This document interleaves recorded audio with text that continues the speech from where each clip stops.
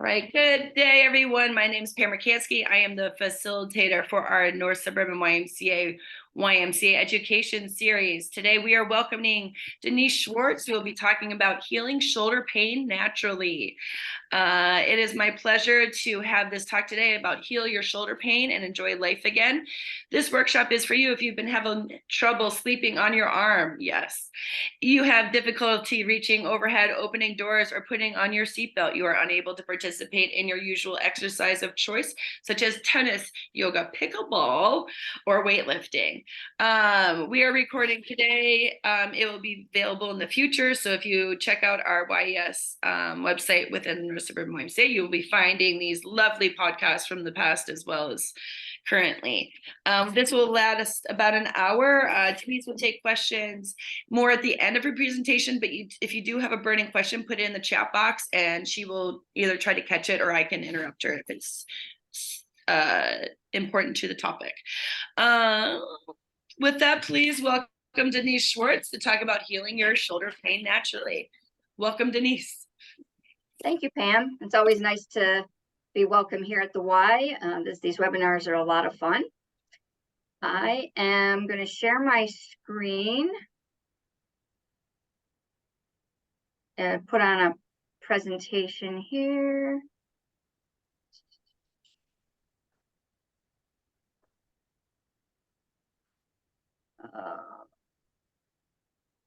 Okay.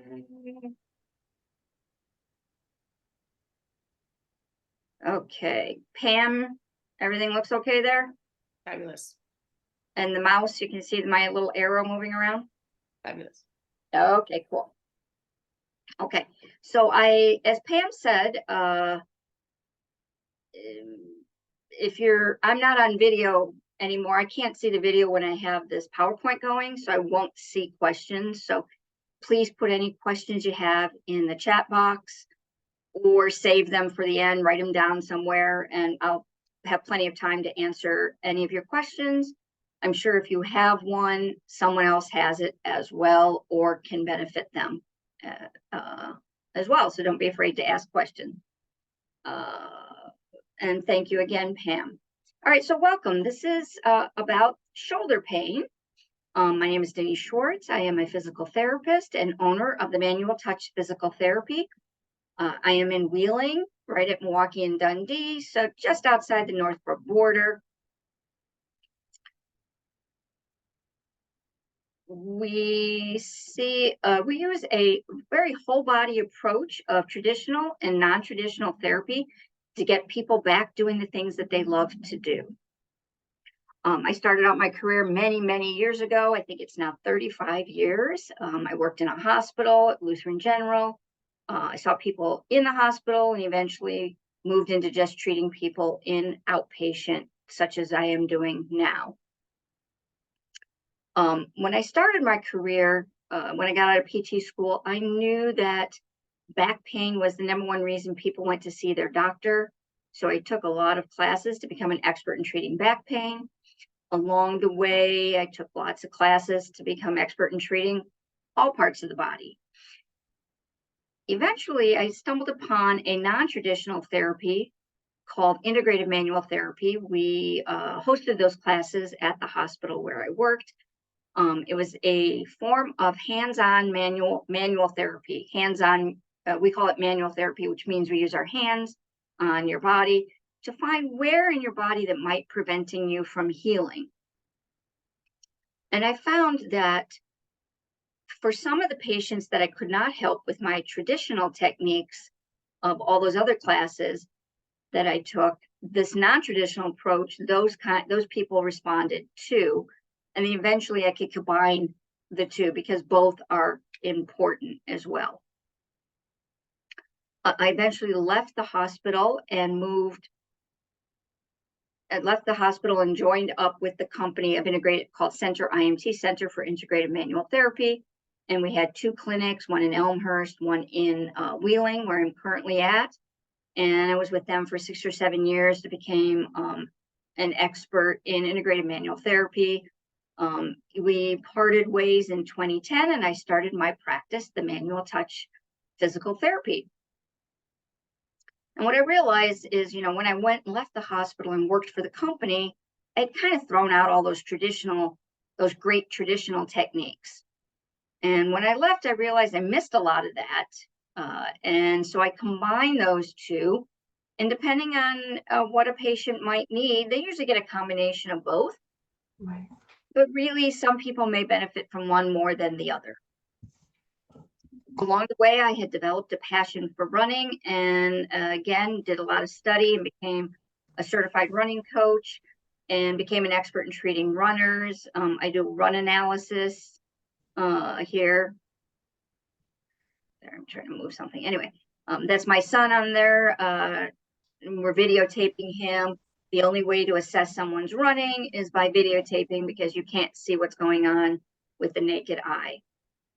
As I said, I have the certification in integrated manual therapy, certification in applied functional science, which is the way I approach exercise, or we approach exercise here at the Manual Touch, is by looking where in your body, what isn't moving, what is weak, what might prevent you or causing your symptoms to appear. So someone might come in with back pain, and it's because their ankle doesn't move very well. I think there are a couple people might not have their mute on, so go ahead and check that. As it gets a little disruptive for some people to hear. Thanks. So the manual therapy, again, looking for where in the body is preventing you from healing using our hands, coupled with the exercise approach of where physically is something not moving or working well that's not allowing you to heal. So here you're here to talk about the shoulder. Oftentimes what's not moving well is your upper back, your thoracic spine, your rib cage. You might feel something in your neck, and it could be all the way down into your ankles. And then almost always it's a core problem. And we'll talk more about that. In the last few years, I added another component to my practice called the OOV. That's this device. It is phenomenal. I felt like it was a missing link for patients who had challenges really feeling what they were supposed to feel in their body and getting things to work as optimally as possible. It works your body three-dimensionally, so you cannot compensate. Here I have a woman on her back, and she's doing, your core has to work as you move your arms and legs. Here's an older gentleman. I have it behind his back. So a lot of older gentlemen come in and they're all sort of hunched over. A few sessions of this, they look taller and straighter. Here again is an older gentleman. I'm having him step over it to work on engaging his feet and his core, teaching him some balance. And here's a much more advanced skill with my son. He's on one foot and he's pulling down in this TheraBand. Okay, so it's a wonderful tool. I find it very helpful for almost everybody who comes in the door. All right, so now to get to why you are here, your shoulder. It's been a long time since we've been in person. Well, when we did, I might have taken a straw poll and had, what complaints do you have? But since it's very difficult to do that here, these are some of the complaints most people come in with when their shoulder hurts.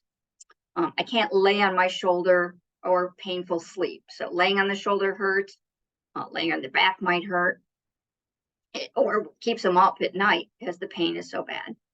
They can't lift anything, so they have some weakness. They have difficulty with what we call ADLs, activities of daily living, getting dressed, washed, shaving, hair, putting on your deodorant, hair, I got hair.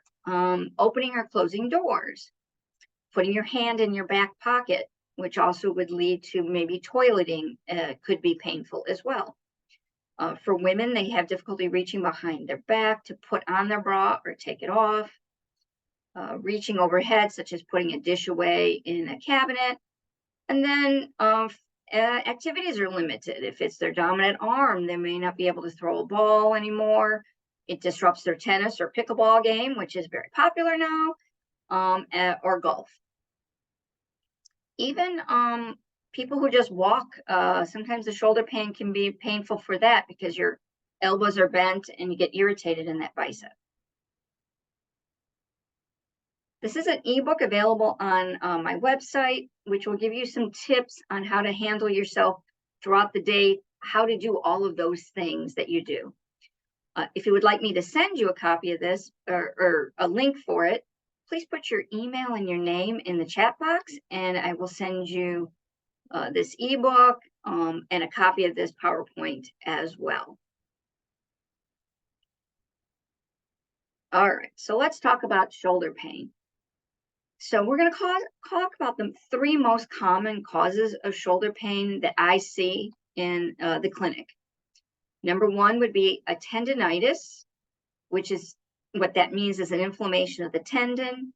Your tendon is the tissue that connects your muscle belly to the bone. And it's usually because it's gotten impinged in between bones, and it's usually the tendon of the rotator cuff or the bicep tendon.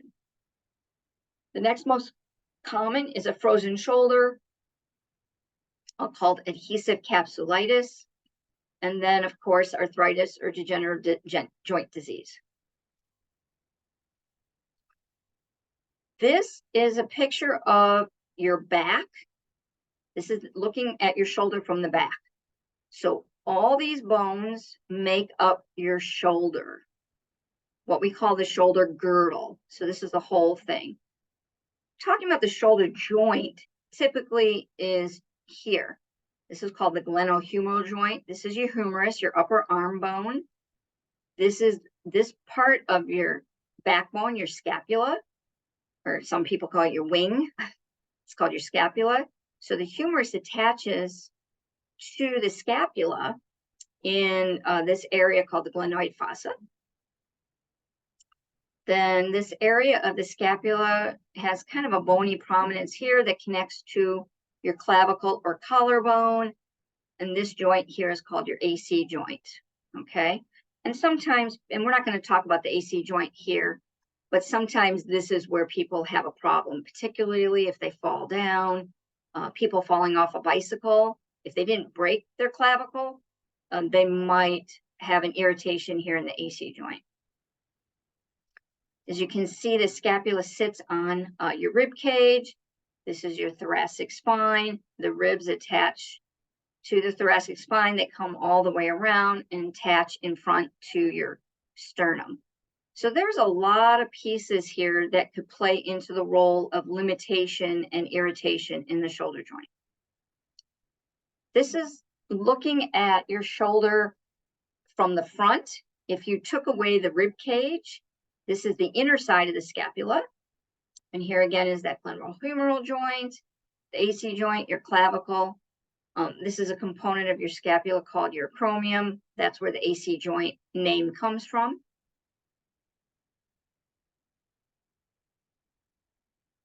So there are, now we'll get into the muscles, but there's muscles that sit on the inside between the thoracic cage and the scapula and on the outside here, which we'll show you in a moment.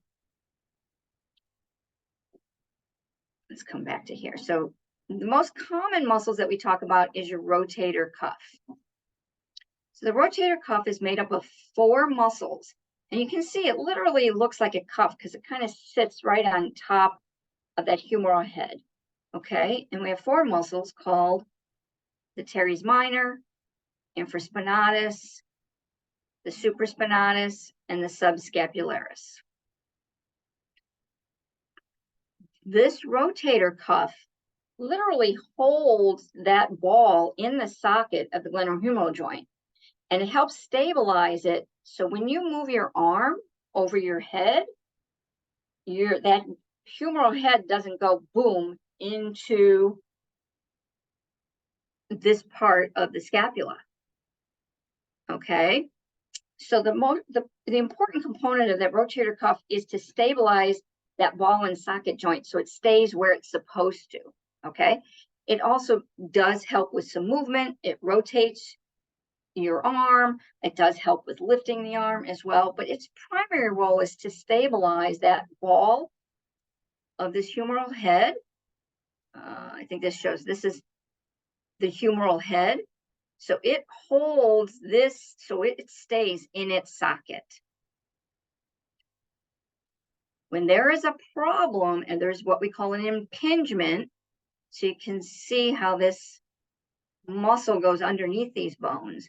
So if it's not, the rotator cuff is not doing its job and it allows the ball of that humerus to move out of the socket, that's how you get impinged into this bone, and thus you get irritation of these tendons. Okay. Why does that happen? A number of reasons. What we find, and what do we know if it's the chicken or the egg? So, as you saw, this humerus is attached to this scapula. When you raise your arm, the scapula moves in a certain rhythm with that humerus as the rotator cuff is holding this bone in the socket. So on the outside of the scapula, I think I need to find that. I knew there was one muscle picture I was missing. There are muscles that, again, stabilize as well as allow the scapula to move in a certain rhythm with this humerus. When there is weakness here, the rhythm will be off.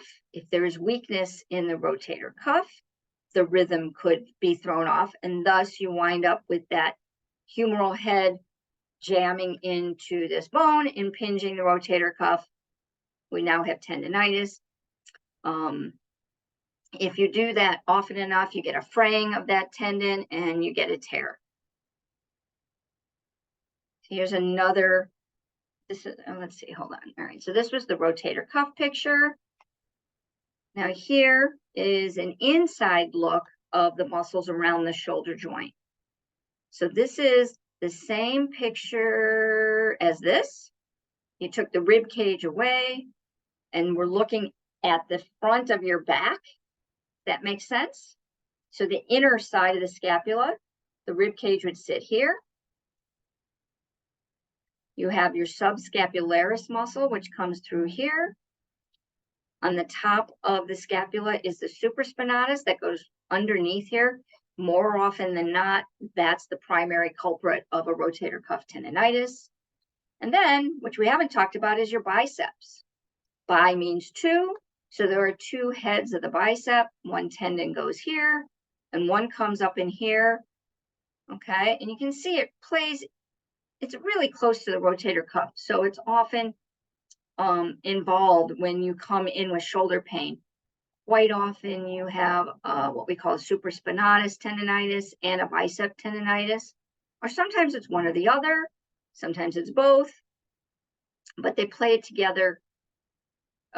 They work together quite often. This is the back part of looking at your back, which we kind of saw in the other picture. Here's your rib cage, the scapula. Here are your three, I think this is showing 3 of the rotator cuff muscles because the other one comes in from underneath there.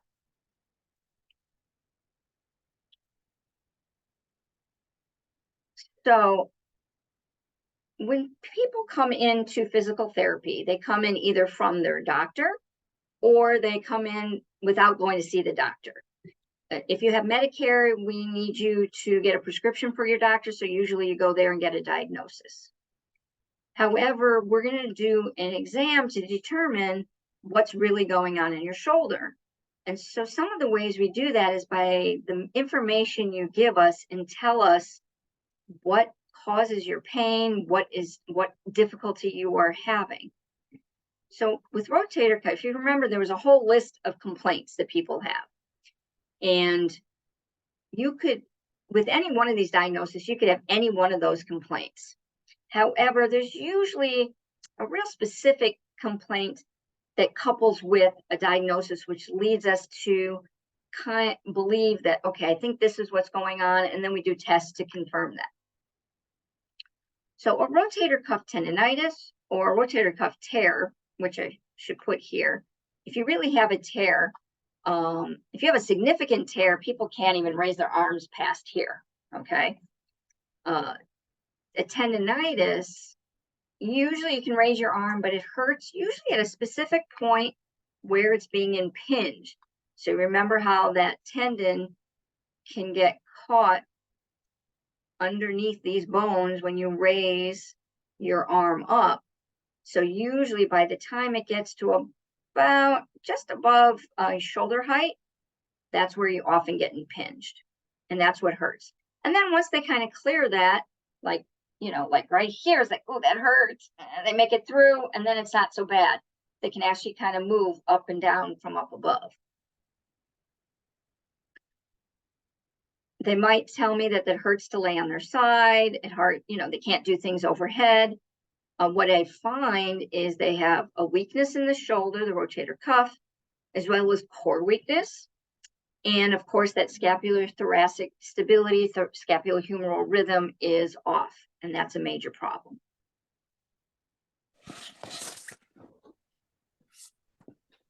This was, I had a fellow physical therapist come in to see me, and she was doing some yoga teacher training. She said her left shoulder and neck were getting progressively worse, and eventually the pain was keeping her up at night. She came in to see me, and we worked on the biomechanics of making sure her arm worked efficiently and optimally with her body. We did some hands-on work, and she is now sleeping pain-free through the night and can able to do her yoga. And she actually retired as a pediatric physical therapist and now teaches yoga. All right, so how do we tell the difference between rotator cuff tendonitis and bicep tendonitis? Because oftentimes they can't lay on their side, painful sleeping, they can't raise their arm over their head. This is where I usually differentiate between the bicep. They have trouble putting their hand in their back pocket, and it's usually the act of getting back there, okay? It's not that they can't get back there because they're stuck, because the mobility isn't there, which is what we would find in a frozen shoulder. It hurts to get back there. And then actually to pull up your pants. So this movement of pulling up, pulling a blanket up, pulling your pants up, possibly even moving a mouse around, that kind of gives me a clue that the bicep is involved. The things that I find in my evaluation, a lot of times one of the exercises we give is putting pressure on your hand, leaning on your hand, whether on a wall, on a table. That usually aggravates the bicep. If the bicep is not involved, they usually can lean on their hand pretty well. They may not have the strength to, lift themselves out of a chair, but if I have them lean on the hand, it's okay. And then the real telltale sign is I put my finger on the bicep tendon and I move their arm in a certain direction and it's tender and sore, thus bicep tendonitis. The next most common issue that I see is adhesive capsulitis, informally known as a frozen shoulder. So what's happening in a frozen shoulder? Typically what happens is someone injures their arm, so then they kind of baby their arm, they don't move it much, and then eventually, for whatever reason, we don't really know, you develop adhesions in your joint and you literally can't move your arm past a certain point. It's not because there's pain, it's like hitting a rock. It literally won't move. You can't reach behind you. You can't reach out. I know back in the day when we used to have to throw money into a toll booth, that was always difficult. And it hurts at the end range. They're like, oh, I can move my arm okay, but I'm like, I just get stuck. And that scapula just kind of goes with it because it's like adhered together, as opposed to the humeral head moving in there and allowing the scapula to move in a certain rhythm. Sometimes, people just don't know why it starts. It's like all of a sudden, I'm like, it's getting stiff. And then you're like, I can't raise my arm overhead. What we find is this happens usually over the age of 40. I do have a 70-year-old man who has it now, but he's very active, but usually age 40 to 60. We don't know, it's more women than men, but again, I've had plenty of men who have it as well. And the unfortunate thing is once one shoulder freezes, sometime in the future, you are more likely to get a frozen shoulder in the other arm. It just means you have more of a propensity to having it, as opposed to someone who never had a frozen shoulder. And with the frozen shoulder, we see almost all the same complaints that we see with anything else. But like I said, it'll be difficult to really reach back there. It's like they just hit a wall. Frozen shoulder has definite stages. The first stage is the freezing stage, and that tends to be very, very painful. People are like pain all the time. They really can't get comfortable. Not everybody, but some people are really painful here. It's like their whole nervous system is really aggravated and they're just in a lot of pain and they can't move their arm at all. At some point, if they get to the doctor at that point, the doctor probably will diagnose frozen shoulder. You may or may not get a shot. Eventually, you get to what we call a plateau stage where it's not painful all the time. It's only painful at the end range of those certain movements, such as raising your arm over your head or reaching behind your back. Because you don't want to eat them, correct? Right, so fish up. Oh, someone has their microphone on. Please put your mute on. It'll be helpful. Thank you. When we get people in this freezing stage, it's a challenge. Sometimes your body just has to go through this stage before we can make any progress. So the plateau stage is the best time to come in. And then the thawing stage movement will improve. So if someone does not come into physical therapy, a frozen shoulder will eventually heal, or typically eventually heal, but it could take a year or two. If you come in for physical therapy, which is really the only, no, I shouldn't say the only treatment, that's the primary treatment. Some people can get better within 4 to 8 weeks, and then there's some people who are really the 4 to 6 month mark. And I don't know if there's any differentiating factor. It's usually, we will know within 2 to 3 weeks of physical therapy which camp you fall in. Are you going to be someone where your body responds quickly or not? All right. The third most common diagnosis that we will see in physical therapy is arthritis. Unfortunately, there isn't a whole lot we can do without irritating. You know, that shoulder, what I should have said earlier, is a very, very unstable joint. It's small. Those muscles are small, and that ball can move around. And when you get degeneration in there, it's just very irritating. It's what we call a ball and socket joint, and your hip joint is also a ball and socket joint. If anybody on here has needed a total hip replacement, you know there isn't much that we can do here in physical therapy when your joint is really degenerated. The shoulder is very similar. I don't see as many people who need a shoulder replacement, but so if they come in with arthritis and they're not ready for a replacement, it's really about maintaining and improving mobility as able, improving your function and managing your pain, and keeping you just functional mobility. We find that adding any weight or trying to strengthen in using a weight can be a problem. So if you've noticed that, that could be why. So the biggest thing you want to do is really make sure you keep your mobility up and your strength as best you can. Here's a man who came in with a frozen shoulder, and within 2 months, he was pain-free and he could reach behind his back without difficulty. So he was one of those guys who moved along quickly. Here is a woman who had a frozen shoulder, and they got her to about 80% mobility, which isn't uncommon in physical therapy. At some point, 80%,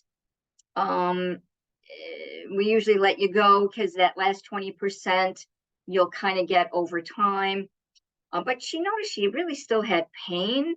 it wasn't that it was just kind of loss of mobility. And she actually came to my shoulder pain talk a few years ago, and I talked about how the bicep tendon, sometimes that gets missed in both the doc orthopod evaluation and the PT evaluation, because it's so obviously rotator cuff or frozen shoulder. They don't realize the bicep tendon is involved as well. So by the time she got to me, which may have showed up later on, or it may have been the initial problem, she had a bicep tendon. And so we did therapy here and worked on re-educating her body, how to move, how to use her arm, decrease that inflammation in there, and she became pain-free. And as she says here, she could now put on a stretch fleece pullover shirt that she wasn't able to do for a long time. So she was very grateful. So we only talked about three primary causes, or three main causes that we see here in PT. Sometimes people come in and they have shoulder pain, and they may or may not have gone to the doctor. They may or may not have gone to a doctor who can differentiate between shoulder pain coming from the shoulder or shoulder pain coming from the neck. So sometimes the pain is actually referred from something going on in your neck. And so that's something that we have to be mindful of, and we'll take a look at that. Oftentimes people have neck pain along with their shoulder problem. They really do have a shoulder problem, but because every time they try to move, they're using this big muscle here called your upper trap, which attaches up in your head, all across your neck and down your back, that gets aggravated. So they kind of play together. However, sometimes the problem is really coming from your neck. There's something going on in your spine, and you're getting referred pain down into here. So we have to be mindful of that to determine what's really going on and address the situation if that's what we find. And I will be giving a talk on neck pain, I think in November. Pam can clarify that at the end. Okay, this is a tip sheet that I will send you. If you put your email and your first and last name in the chat box, I'll send you this a digital copy of this tip sheet on how to take care of shoulder pain. So these are tips that you want to do whether you have shoulder pain or not. But once you do have shoulder pain, these are something that can help you manage that pain until it heals enough with physical therapy or a shot. Okay. If you're pulling open a door or pushing it, you want to keep your arm close, and you want to use your body to pull or push. Don't just pull with your arm, or don't just push with your arm. Putting on a seatbelt, that's painful for people. So you want to kind of turn your body as you pull down. Sleeping. Some people find, let's say they're sleeping on the side that doesn't hurt, but they might need to put a pillow underneath their arm, or they might need to hug a pillow, so play around with your pillows. Putting on a shirt, put the painful arm in the sleeve first. Taking off the shirt, take the painful arm out first. Reaching across the table, trying to reach, using a mouse or reaching for the salt shaker. Try to hinge your body, okay? So you're not just reaching through the arm. Talking on the phone, use a headset. Don't hold a phone. That's what I call cell phone elbow. People get pain in their elbow from holding the phone. So get yourself some Bluetooth or a headset, or use the speaker phone. Here are some more resources that I will send you as well when I get your email, and they can be found on my website, themanualtouch.com. Okay, so how do we know if physical therapy is going to help? The first thing we need to know, is it reproducible? In other words, you come in and say, when I reach overhead, that's when it hurts. But if I'm at rest, it doesn't hurt. I reach behind my back, it hurts. If I poke somewhere on your body, like your bicep tendon, and do that test, and that hurts. I do some other shoulder tests, and that hurts. That's reproducible. So then we know physical therapy can help. How do we know if we can't help? And the shoulder pain could be pain from something else going on that is not musculoskeletal.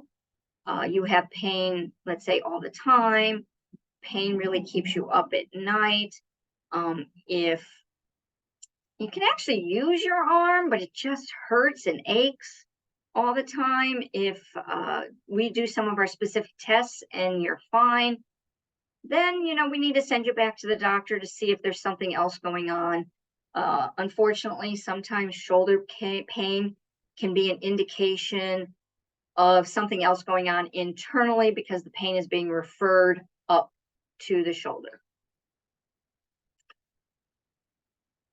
Okay, so the other thing we want to make sure is we want to know what your diagnosis is. So just Googling shoulder exercises is not highly recommended until you really know what's going on. And even then, being able to do an exercise that you find right on the internet, you may not be doing it correctly, or you may need some feedback. So be very cautious. But the diagnosis is important. So in other words, if someone comes in and we want to know if it's a frozen shoulder or arthritis, a frozen shoulder, those of you who've had a total knee operation, where we have to cause pain, where pain, no gain. Frozen shoulder is one of those no pain, no gain. But arthritis is not. We do not want to cause pain with arthritis. We do not want to push you as much as you can. So it's really important to know what's going on so we can discern what's the appropriate exercise, how much to push, what are the true limitations is very important. And what is the biggest mistake people make with shoulder pain? They ignore it. So, coming in sooner than later, we can take care of this and you can get over that pain faster. So what do we do in physical therapy after our evaluation? We're going to do some hands-on manual therapy, working some of the soft tissues, making sure there's good joint play, such as the adhesive capsulitis. We're going to really work on mobilizing that joint to try to break up some of those adhesions. The soft tissue mobilization, we're going to get into the rib cage, around the shoulder and in the neck.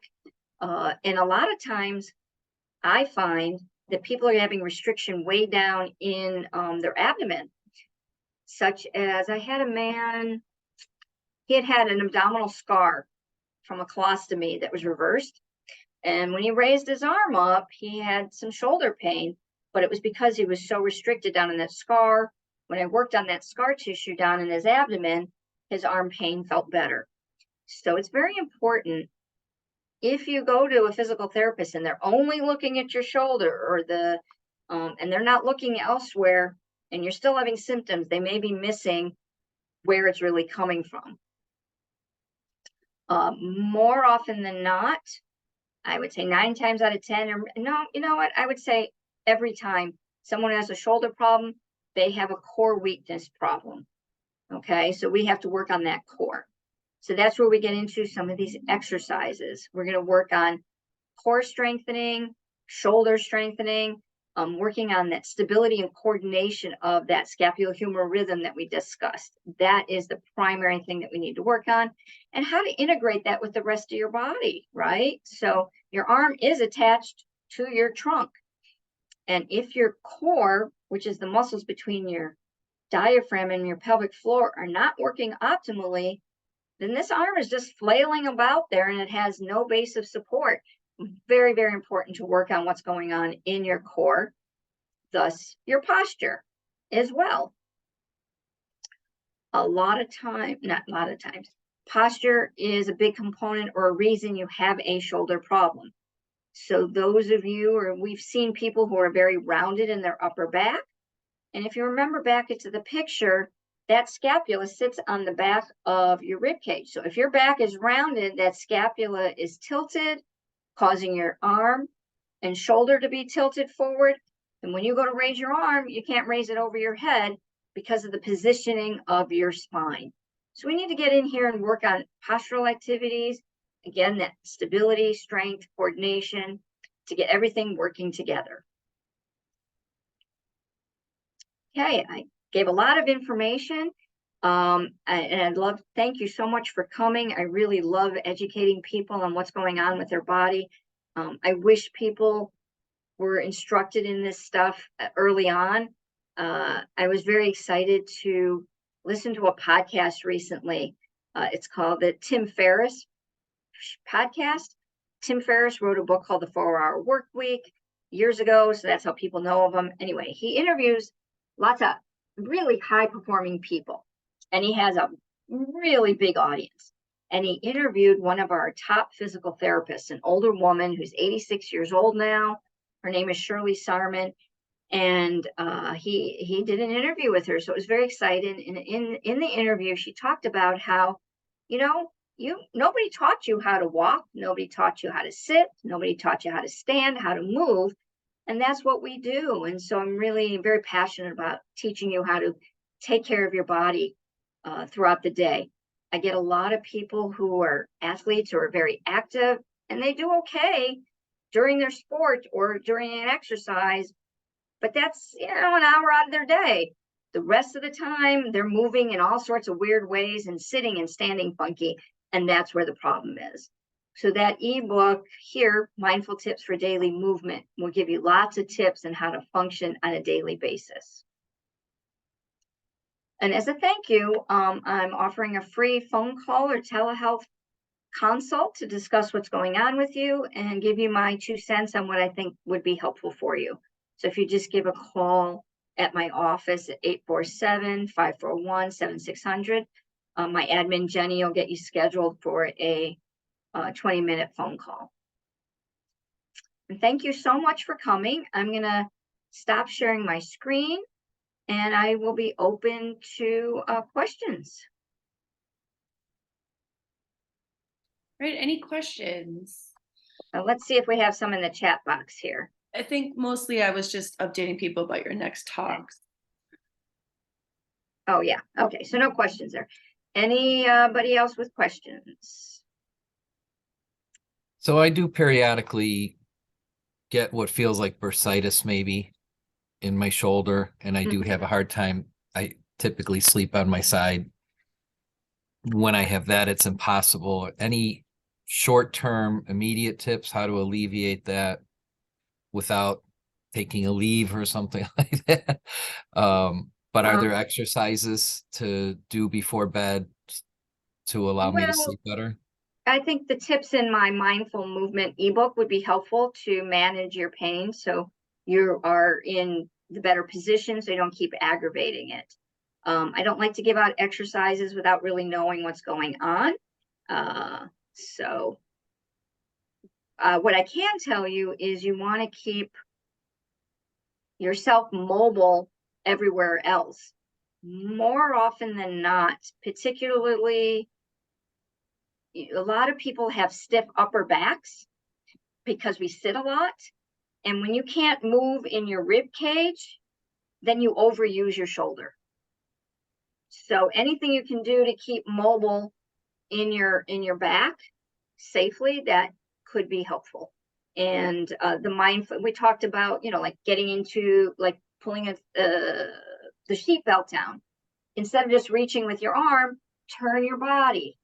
Okay. So it's really about getting your body moving. Thank you. You're welcome. Anyone else want to put their email in, put your email in the box, or maybe Pam can get me some emails for, if you just put your, I sent you one already. yeah. All right. So if you put your name in the box, then Pam can give me your email and I can get you this information. Okay. Any other questions? I have to say I've listened to this talk because I'm the host, and I've been having a shoulder issue when I sleep, but this is like my second time that I've been paying attention about that part in this talk, and it's been helpful, just like the side sleeping. So I just wanted to thank Denise too, because I do listen and I'm picking up on this stuff. So but yeah, I have noticed that my sleep has been better. So thanks. You're welcome. You're welcome. All right, before we shut down, Okay, you do that while I close out. All right. Thank you everyone for coming today. I want to do a plug for Senior Palooza on September 13th. There'll be lots of things going on that day. There'll be a lunch and learn between 12 and 1 from IBJI.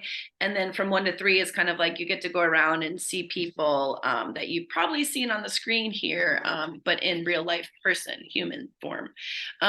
It's pretty fun. There's lots of different stations that you can go to and learn about things about growing older gracefully, I guess. Thank you very much for joining us, Denise Schwartz. You're amazing. Denise's next talk will be on low back pain on October 19th at noon, followed by heel neck pain on November 16th. So good things to come up, continuing our talk on the back, spine and core. Thank you, Denise. And the YMCA, we welcome you to come to events. We've got one from IBJI next week. Thank you very much. We appreciate you and we look forward to you on the next call. All right, Thank you, everyone. Have a everyone. great day. Me too. Bye.